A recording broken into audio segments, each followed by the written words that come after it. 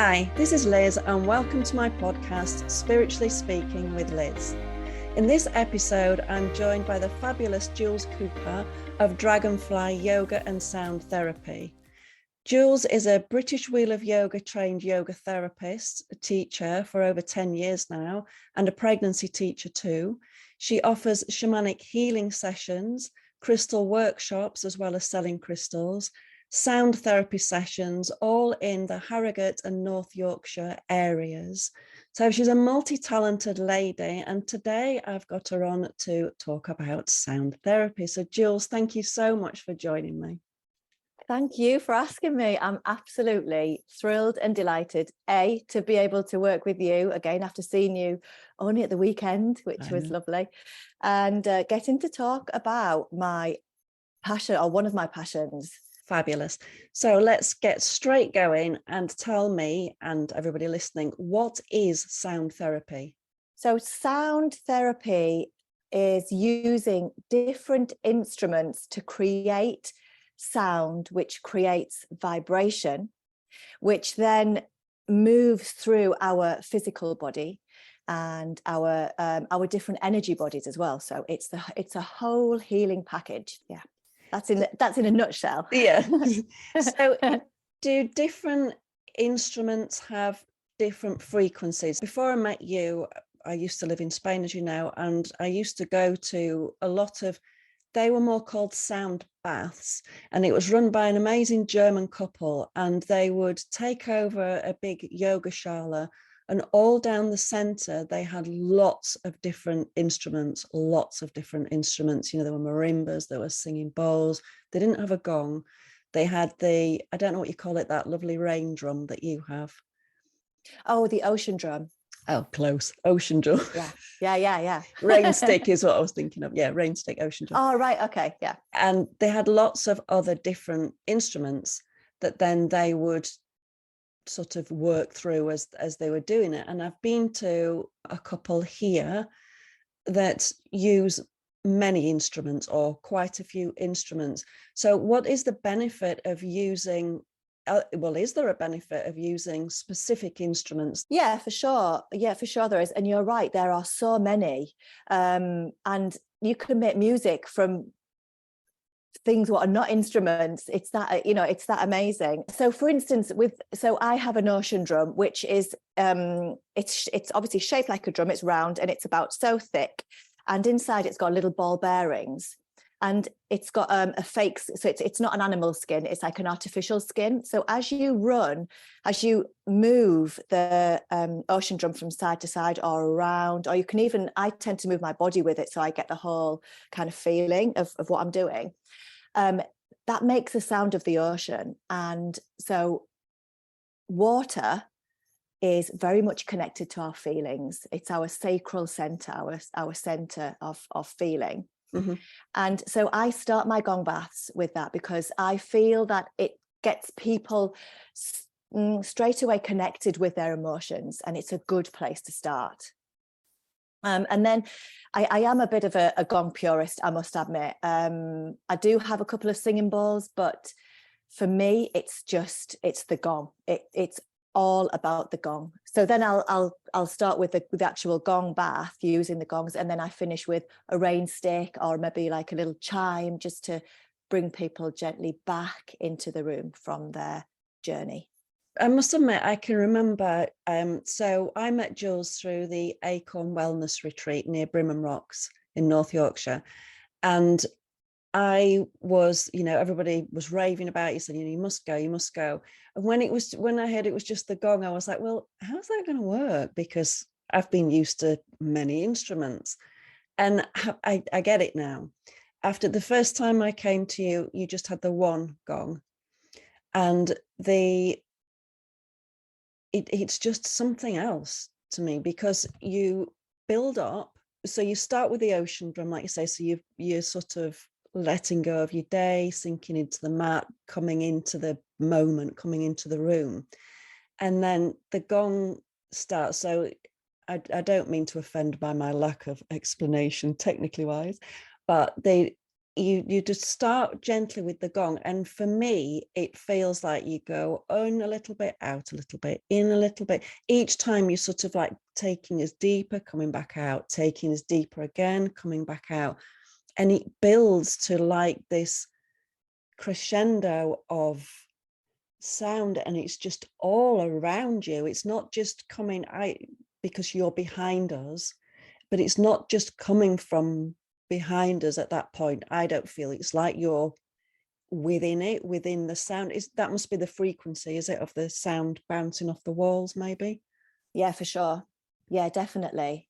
So it takes you to that deep place, and I call it my reset, because it is like somebody's just pressed the button of reset and you're like, there we go, back in the room. So explain to me if I'm right with that, that's what it feels like for the participant, the building up and then the gently coming back down. So what does that do? How does that work within our bodies? So the frequency created by the gongs, and my gongs are, one of them is an earth gong. So the earth is at the same frequency and hertz as the heart chakra. So it's a heart gong. So it very much works with the heart. Now the other one is it's also a heart gong, but it's very different. So the earth gong is very kind of it. I like to start with it because it's gentle, and she kind of allows you to slowly find your place and just to settle. And then when I feel that we've got to a point with her where it's almost like it's not me, I don't know what it is, but it's like I'm holding them in this pocket of space, and you're not on the physical plane, and you're somewhere between the physical plane and the etheric, or the spiritual, however you look at it. So she kind of holds you there. And then when I bring the other gong in, which is more energetic, it's more like it's there, it's in the room, it's a bit louder as well. And then I bring that one in and I'll build the crescendo with that one. So you've been held here, then I'm building in the sound up with the other one. And it kind of allows this here to kind of sink back, and then this can take over. It's really phenomenal. It's quite difficult for me to explain in a way, because it's not conscious effort from me. It's not a conscious act. It is it's very much comes from my spirit team, 100%. So I say it a lot in my gong bass, that was nothing really to do with me. I literally hold the mallets, but I am out of body, and they're the ones who are doing the gong bath, really. I'm the puppet, and they're the orchestra. They really are. Yeah, that makes sense. And it is different each time. Wholly different. And I say that before each gong bath, that everything is transient. So I am transient, and you are transient as the student. The gongs are transient. The energy in the room is transient. We're constantly moving. We're all in perpetual motion. So you can never have the same experience twice. And I do explain that as well. So if somebody has a really positive experience, sometimes you can get really beautiful visions. Sometimes you can see loved ones who've passed on. It's when you're in that place where the worlds are closer, and the veil is thinning, as we know right now. It's thinning all the time, and it really fills my heart when that happens, that they were able to get to that point where they were twixt worlds, or had one foot in one world and the other foot in this world. And I just find that absolutely beautiful and really heartwarming. And that'll tie in with your shamanic training as well, won't it? Foot in each world. 100%. Yeah, definitely. I've very much, I think I constantly work with the shamanic elements, and particularly when I'm drumming as well. For instance, when I'm drumming, I feel that I'm in a different body. I feel like I feel like I've connected to another life, and I'm bringing it into this life. But yeah, I feel all of my sound work has a strong shamanic perspective on it. Yeah, I understand that. So what got you into the sound therapy? What got you into yoga, and what got you into the sound therapy? Okay, so starting with yoga. So I lost my little boy in 2002 to a traumatic accident at home. He took the screw out of the back of a chair and put it in his mouth, and he choked. He was 2 years old, and it was just the most catastrophic. Crumbs, I can't find enough words to feel it really, but it was the end of the world for us. It really was. We have 3 daughters who were older. He was our youngest. Finn was our youngest. And so we lost him on the Saturday, and on the Tuesday I thought, I need to just, but at this point I had not been eating, I had not been sleeping. I was numb. I just wasn't feeling anything. I was completely numb. And I just wanted time to myself. So I went and had a bath, and I don't know what happened. I didn't necessarily I didn't see anything. I didn't necessarily feel anything, but I think I did on a level where I wasn't aware of. Mm-hmm. And I walked out of the bathroom a different person, and I organised his funeral. I knew exactly what I wanted. I knew that, and this was the biggest shock for me, because at that point I wasn't spiritual. Not that I wasn't spiritual, but I certainly wasn't aware of it. If I was spiritual, I wasn't aware of it. So I wasn't in that game. Yeah. And I just don't know what happened. I organised his funeral, and I knew, or I was getting the message that I had to have him cremated. And I think this was probably my first conscious awareness of my guides. They said, you need to have him cremated because the cords need to be cut so that he can fully move through, because he would have wanted to be with us. Wow. Okay. And that brings up so much emotion, just thinking of that. And to think of having to cremate your child is bad enough, but that softened it for me, because I knew that I was sending him, or we were sending him on his way fully, because I didn't want him not being able to move on fully. And that was just phenomenal for me, and that was the start of my spiritual journey from that point. Yeah, that's amazing. And such, obviously I know your story knowing you, but I think that is such an inspiration to people who have lost a child, people going through a difficult time, just to know that even in that must have been your absolute worst case scenario of any parent. Nobody can even imagine what that must feel like. So that really was the dark night of the soul, wasn't it? That really was that point of, it can't get any worse than this. No, truly no. And I know that I won't go through anything like that again, because that is the absolute, the worst thing that can ever happen to a parent. The worst thing that can ever. And I remember speaking to the vicar in our village who reached out to us, and he said, I can put you in contact with my friend, and he, it might be nice for you to talk to him. And I said, okay. And anyway, so I phoned this guy. This guy had lost 3 children. 3 children.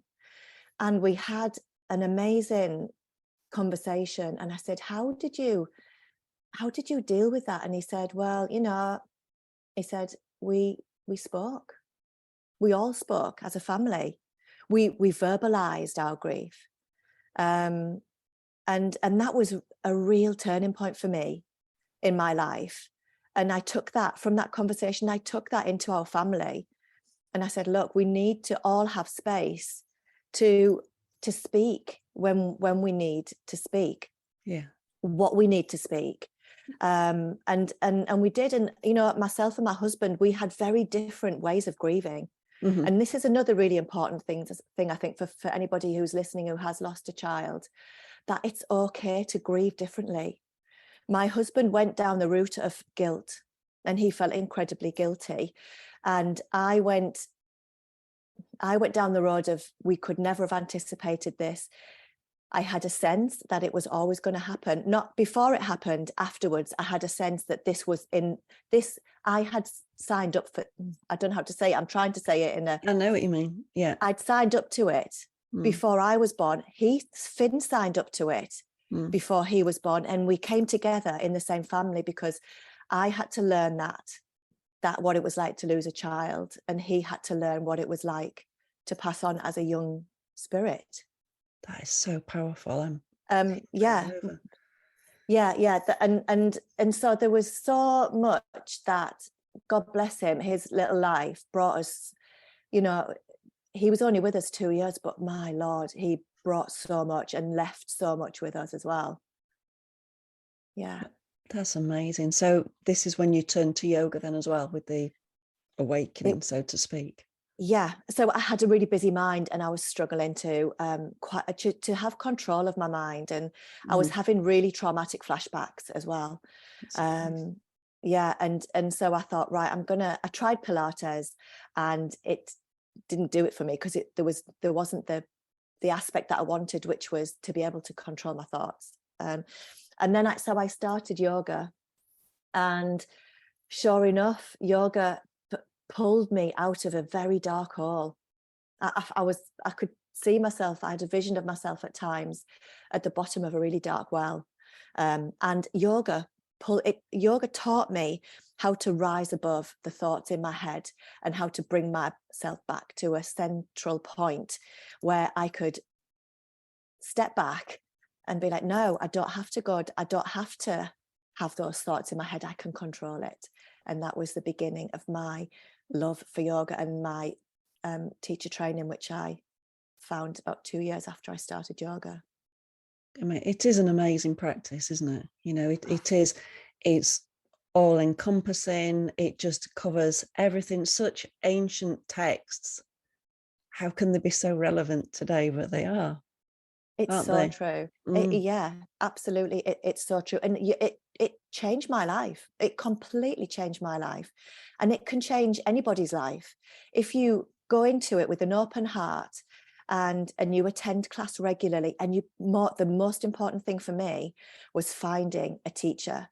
And I was very lucky. I found 2 or 3 teachers who I really resonated with. I found some teachers that I didn't as well, and I walked away because I wasn't able to learn as much from them. But when you connect to your teacher on a heart level, it's quite phenomenal, and it's the beginning of an amazing journey. Yeah, it is. I can vouch for that. I was really lucky that I was straight in and found mine straight away, but I have since been, like you, to classes. And as a very quick aside, I had a gorgeous lady who was one of my yoga students in Spain. She came in the shop yesterday and she was telling me about a yoga class that she's going to at the moment. And she puts oils on, you know, the rollerball oils on her wrist and sometimes on her neck before she goes in. And the teacher called her out. There's a smell in here. I don't like it. Who's wearing it? She's in the class. Oh my word. Yeah. That's not. It's not very yoga-like, is it? It's definitely not very yoga. It's definitely not very yoga. I was horrified. Anyway, sorry, slight aside there. So then when did the sound therapy come? How did that find you? So sound. So I was on a little holiday in Ibiza with some girlfriends, and somebody mentioned to us that there was a sound bath on the island, and we literally, it was in the middle of the island. We were on the coast, and we literally just managed to squeeze in. She wasn't going to let us in, the lady who was running the session, and she said, "Oh, I could squeeze you in, but you're going to be really squashed in right at the back." We were like, "No, it doesn't matter." and that was my first gong bath, and I had no expectations. I think I'd learned that from losing Finn, that, you know, no expectations. And I found, as I relaxed, that I started to have visions, and it was just like people's faces. So there was like, ones I can remember, there was like an old guy with grey hair, like balding on the top. Another one was a squaw, And these were just like Rolodex pictures in my third eye, just moving past. And I was like, okay, I knew not to question it. I knew just to not get too involved in it because it would have went. So I just watched it, all these different faces. And I had a feeling that it was past lives, my past lives, all of these different people. Because I do feel like I felt before that I definitely had a connection to like a Native American past life. That was one of them. And that was just phenomenal. Came away feeling energized and calm at the same time. And she used a gong, but she had lots of other different sounds as well to kind of take you on a little journey. It was really beautiful. And then after that, I waited a little while, maybe 3 years, just by accident. And I went to Bali with my yoga teacher friend. And I'd been told about this place called Pyramids of Chi. And if anybody's listening and you're going to Bali, if you're in, what's it called? I can't remember now. I mean, I went there. Ubud. Thank you. Yes. Yeah, thank you. Thank you. So if you're going to Ubud, there's a free bus from Ubud, the town centre, to Pyramids of Chi. It's about 20 minutes. And it literally was 2 pyramids. They had a sun pyramid and a moon pyramid. And in the middle, they had, the floor was like kind of lower. It was like lower than the level that we were on. Mm-hmm. And the people who were running it were stood in there, and they had all sorts, like didgeridoos, gongs, flutes, drums, guitars.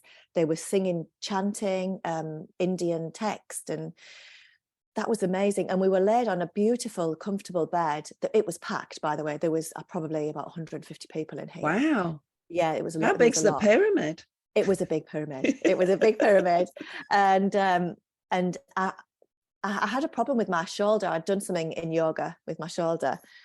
And all of a sudden, I mean, I was on a different level completely. All of a sudden, my arm lifted up by itself or with help, but there was nobody doing it for me. And my arm lifted up and it started to like really shake my arm. Wow. And I flooded crying like so much. I couldn't stop the tears. And at the end, there was a woman and a man who were doing the session, and she came over to me. I was just sat quietly, and she said, "That was really powerful." And I said, "Yeah, it was." I said, "I don't know what it was, but my shoulder, I've got no pain in my shoulder. It's been really painful." And anyway, and I was still crying, and she was just hugging me. It was really lovely. And that really helped me to realize the power of sound. That was it for me. I was absolutely hooked. And then I came home and I kept on getting a message, buy a gong, buy a gong, buy a gong. And I'm like, what? Seriously? I got throughout a recorder choir when I was in primary school. I was that bad. Like, and you're asking me to buy a gong? Anyway, that's what I did in 2016. I thought, well, you know what? If I don't like it, I'll just sell it. and I found that I sat in front of it with my mallet, and it just happened. And I was like, really? I'd had no training at all. Well, at that point I hadn't. And to be fair, I've only done a little bit because I realized that it wasn't coming from me. No. I was a channel. I was a clear channel for my guides to work through me. And I realized that. And I thought, well, what's the point of me going to learn stuff on a physical level, like for my brain, when my brain's really got nothing to do with it? No, not at all. So, so that's really how I found sound. And it's literally just blew me away that the people who come, who share with me sometimes what they have experienced. It's blew my mind. It's just phenomenal. I think I've said that word 3 times. Sorry, Liz. Yeah, but it is. So saying about what people have shared with you, can you, obviously without giving names, but can you give a couple of eggs? So we've had your with your shoulder and that movement of the arm. So that was like the clearing of the heart, wasn't it? That release. Yeah. So can you give eggs? So for me, it feels like a reset. I just feel like I've shed my overcoat. I walk out of that space and just think, I'm back. You know, I feel like I'm totally back in my body again when I've been stuck in my head. So can you give examples of other people and what they've experienced? Yeah, for definite. So I've had quite a few people who have seen animals, and they're like, "Oh, I saw a whale," and without actually trying to plant anything in their brain, and it's really difficult because I know what's going on. That's their power animal. And if you're not familiar with that, because that is very much a shamanic, what you gather, what you learn on the shamanic path as well.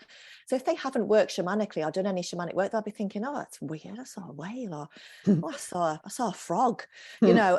And it's sometimes, and so I just kind of say, it could be, and I'm not sure, but it could be your power animal connecting with you. And so then I would suggest just doing a little bit of reading up about it, about that animal, and about the qualities that it has, and seeing if that resonates with you in your life at the moment and what you're going through. And I quite often say that we have many power animals who come in at different times for different needs. So that's one thing that I've had. Another is, like I mentioned before, seeing somebody who's passed over, feeling them very close as well. That's another thing.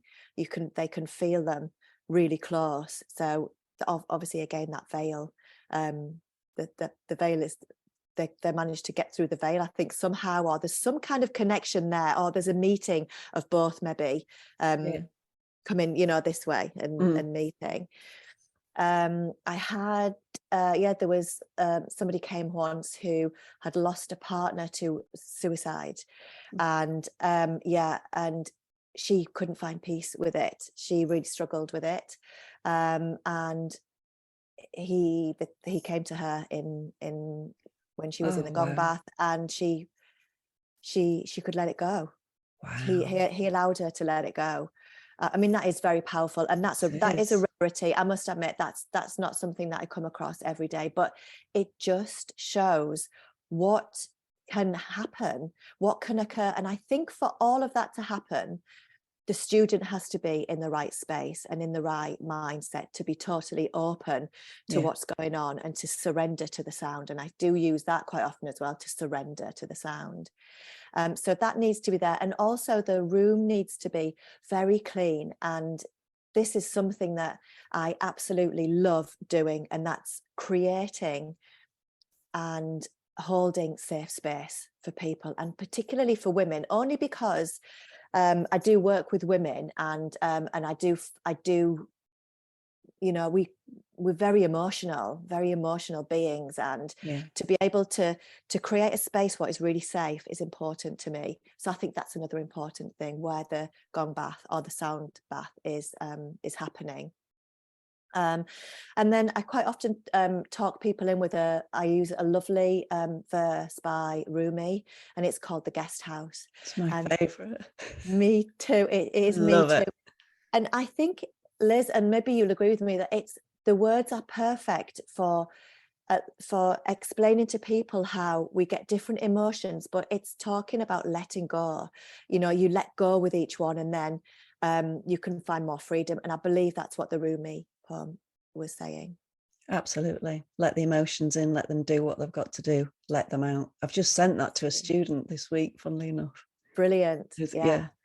It is powerful. And the thing as well is that I really like about the sound therapy and the gong, for me,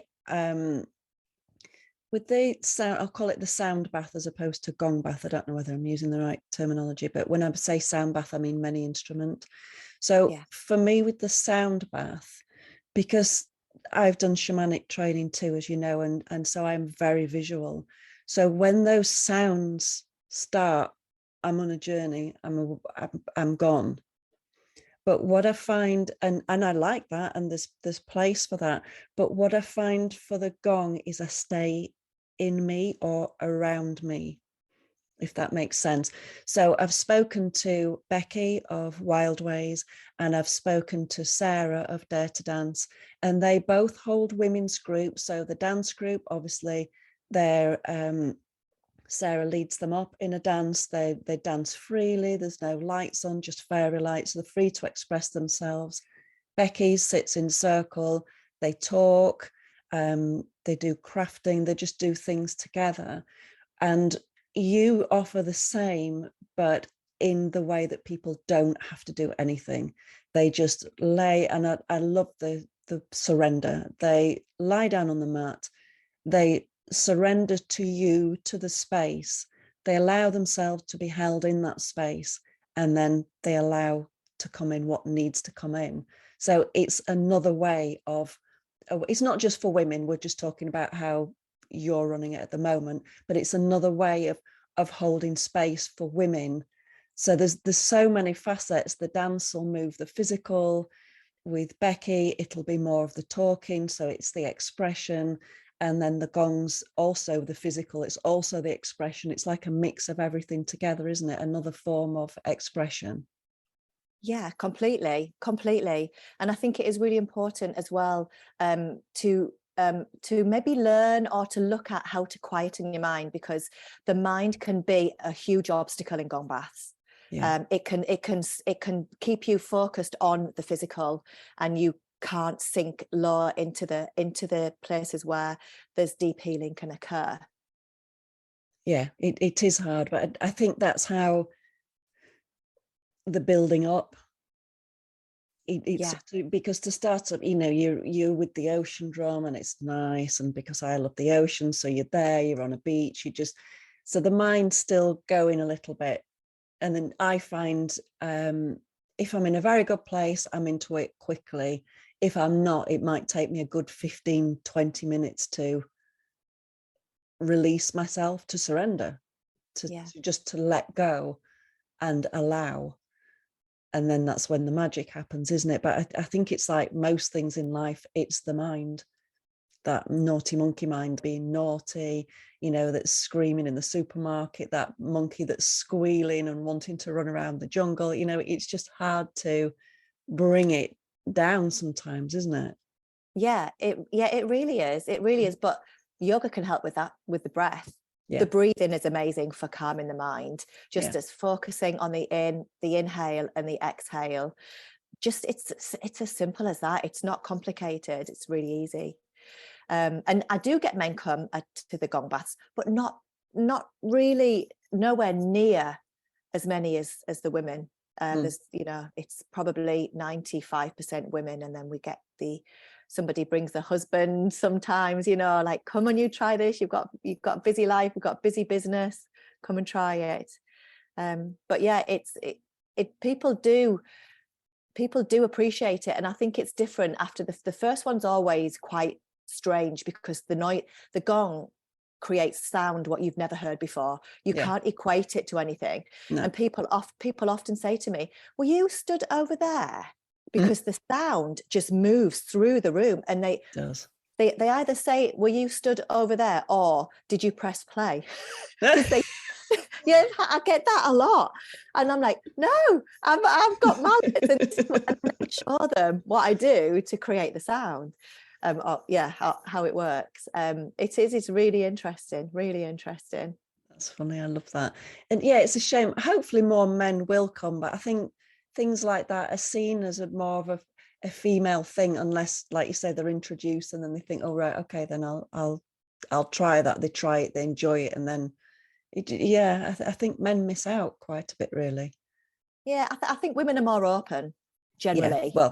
There's that as well. So we'll try a lot of things just to say we've done it, whereas I think men can sometimes hold back a little bit. Particularly, they probably think, well, not probably, but possibly they think it's airy fairy, just a bit of sound, when a bit woo woo, but it's actually, it's been happening, sound baths are the gongs, which is what I deal with, obviously. It's been thousands of years. They use them in ceremony to welcome in priests and priestesses, or to send people through to the afterlife, or for weddings, people who passed over, to help them to cross. So this is ancient science. And my guide said to me not so long back, this is 21st century healing. This is not a new thing. It's not woo-woo. This has been happening for thousands of years. And we are just now connecting back in with that. took a long coming time. full circle. Yeah. Coming full circle. I mean, we all know how advanced the Egyptians were, you know, and we are still not there yet. No. We're still not there. So it just shows how competent the gongs are. They've been used they've been doing this for thousands of years. They know what they're doing. They do, thank goodness. Yeah, absolutely. Well, listen, thank you so much for joining me. I've absolutely loved it. And thank you for sharing your wisdom. I'll put in the show notes the details about Jules, where her sessions are, link you across to her Instagram page, her Facebook page, and then you can see where she is and how to book in with her. Jules, thank you so much for joining me. It's been an absolute pleasure, and I look forward to seeing you again soon. Thank you so much, Liz. Take care. Lots of love. And you. Bye. Bye-bye.